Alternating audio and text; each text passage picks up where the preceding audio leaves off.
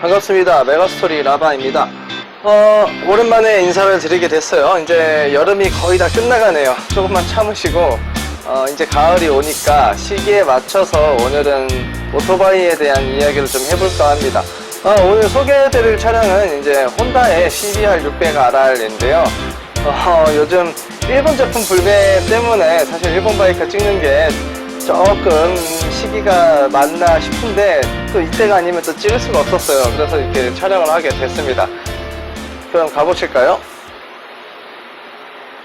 자, 역시 가장 먼저 이제 디자인을 먼저 설명을 좀 해드려 볼까 합니다. 일단 CBR600R 같은 경우에는 레플리카의 디자인을 제 개인적인 거예요. 레플리카 중에서는 정말 좋아하는 디자인이거든요. 레플리카 중에서 제가 인정하는 디자인 바이크는 이제 CBR600RR, 그것도 1세대, 과거 2003년에 나온 이 모델하고 이제 CBR1000RR, 그것도 1세대, 역시 과거에 나온 거고요. 그리고 두가티의 1098이라고 하는 모델이 있어요. 정말 디자인 정말 이쁜 바이크인데 그것도 너무 갖고 싶은데 이제 매물이 워낙 없는 바이크고, 그리고 요즘에 나오는 바이크 중에서는 이제 BMW의 S1000RR이라고 신형이 나왔는데, 그전에는 짝눈이었었거든요. 짝눈 디자인 정말 별로였었는데 이번에 새로 나온 디자인 정말 멋있습니다. 제가 정말 좋아하는 디자인이에요. 이렇게 제가 좋아하는 바이크들 디자인 중에서 오늘은 CBR600RR이에요. 정면을 바라보면은 레플리카의 정석이라고 해야 되나요? 이렇게 양옆으로 좌우로 딱 그어져 있는 이 헤드라이트가 정말 너무 멋있어요. 이 바이크 디자인 했을 때 사실 600RR하고 1000RR하고 정말 비슷하거든요. 거의 그냥 같은 바이크 같기도 해요. 어떻게 보면은 카우를 연동이 되지 않을까 싶을 정도예요. 근데 잘 보시면은 조금씩 다릅니다. 1000RR 같은 경우에는 조금 근육질적인 모습이 살짝 있고요. 조금 더 날카롭게 디자인되어 있는데 600RR은 조금 부드러워요. 조금 귀엽다고 해야 되나요? 정면을 보면은 약간 그 닌자 거북이라고, 그 닌자 거북이라는 캐릭터가 있는데 약간 그 캐릭터가 생각나는 디자인이에요. 귀여우면서도 멋있는 그런 느낌이랄까요? 자, 그럼 이렇게 살짝 돌아가지고 이제 사이드 뷰를 설명을 해드릴 것 같은데, 사이드 디자인도 정말 멋있게 잘 디자인된 것 같아요.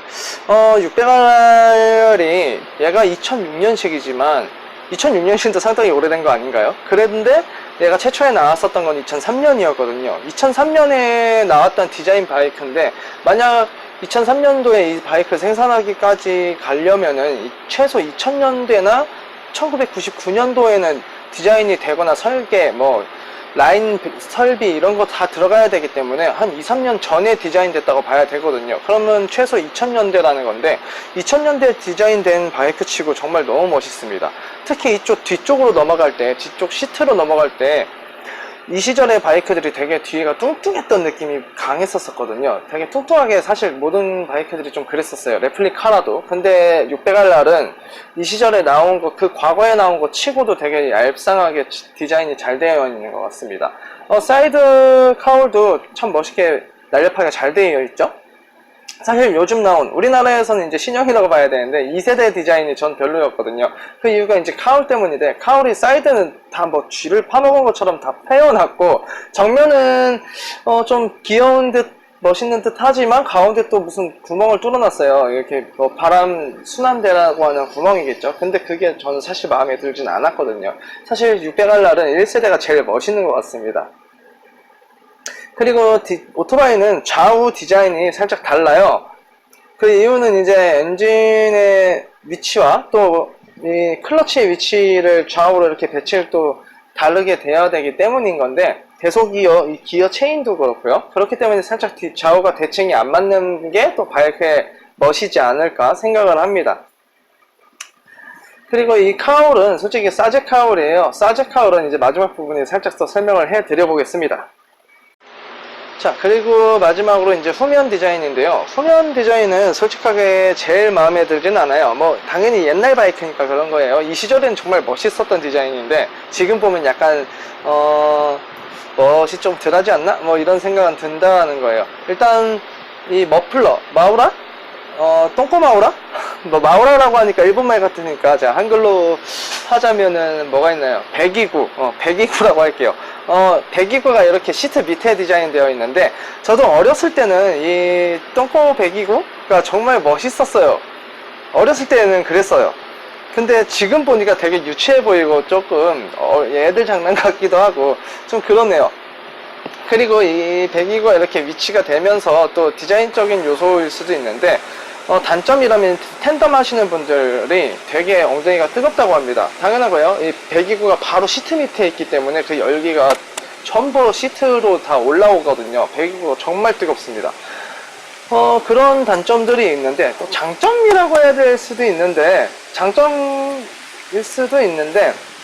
배기 소리가 그렇게 막 찢어지는 듯한 소리가 나진 않아요. 되게 이 배기관이 엔진에서부터 뒤에 시트까지 쭉 길게 연결되어 있거든요. 그래서 숏 배기구를 다시는 분들이 있어요. 막 R6 같은 거나 또 옆에 이렇게 사이드에 배기구 위치된 것들 보면 되게 짧은 배기구를 다는 경우가 있는데, 이런 거를 달면 되게 찢어지는 배기 사운드를 즐길 수가 있는데, 이 바이크 같은 경우는 조금 조용합니다. 좀 웅장하다고 보면 될 것 같아요. 워낙에 배기관이 어쩔 수 없이 길게 설계가 되기 때문이에요. 근데 뒤에 디자인은 솔직히 그렇게 멋있는 느낌은 안 들고, 그리고 요즘은 또 이 동시대에 나왔던 R6 같은 경우에 이렇게 뒤에, 요즘에는 다들 그렇잖아요. 뒤에 꼬리, 상어 꼬리처럼 이렇게 그 방향 지시등하고 번호판, 그리고 심지어 리어 램프까지 그렇게 뒤에 다는 경우가 있어요. 솔직히 그게 요즘은, 저는 그래요. 저는 요즘에 그게 더 훨씬 멋있더라고요.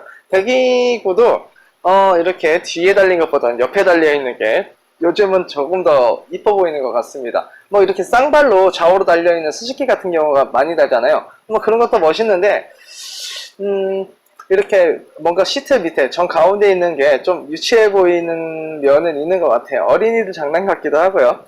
그래도 그 시절에 디자인된 거 치고 참 잘한 것 같네요. 디자인은 사실 일본 바이크가 참 잘했었던 것 같아요. 근데 요즘 나오는 것보다도 전 오히려 과거에 디자인된 바이크들이 더 멋있는 것 같이 느껴지네요.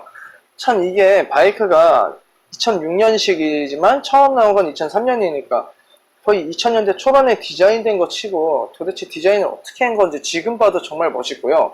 지금 이렇게 어디 타고 나와도 뭐 홀리는 느낌이 없을 정도로, 사실 많은 분들이 쳐다볼 정도로, 그리고 바이크 타시는 분들도 이쁘다고 칭찬할 정도로 디자인 잘했습니다. 인정할 건 인정하겠습니다. 제가 사제 카울에 대해서 설명을 좀 안 해드렸어요. 사제 카울을 하시면은 뭐 하시는 건 좋은데요. 사제 카울은 그렇게 딱딱 맞아 떨어지는 느낌은 없으세요. 정품처럼. 사제 카울을 하신 걸 보면은 사실 이런 화석 바이크는 거의 90%가 사제 카울을 사용을 하고 있습니다. 뭐 이것도 그렇고요. 근데 이런 걸 보면은 유격이 정말 많아요. 이런 거에 좀 예민하신 분들은 사제 카울 뭐 좋게 보기는 어려울 것 같기도 하고, 정말 유격이 많고요. 전부 다 벌어져 있고 어디는 붙어 있고 이렇습니다. 그리고 사제 카울 하실 때 이 피스를 작업을 잘 해주셔야 돼요. 피스의 꼭 끝부분에 이렇게 정식적으로 하면은 본드칠을 한 다음에 피스를 받거든요. 근데 이런 피스질을 안 하면은 이렇게 보시면은 피스가 이렇게 빠진 데도 있고 이렇습니다. 이런 것들이 이제 사제 카울의 뭐 단점인데 뭐 멋이라고 봐야 되지 않을까 합니다. 네, 이런 게 사제 카울의 단점이라고 보시면 되세요.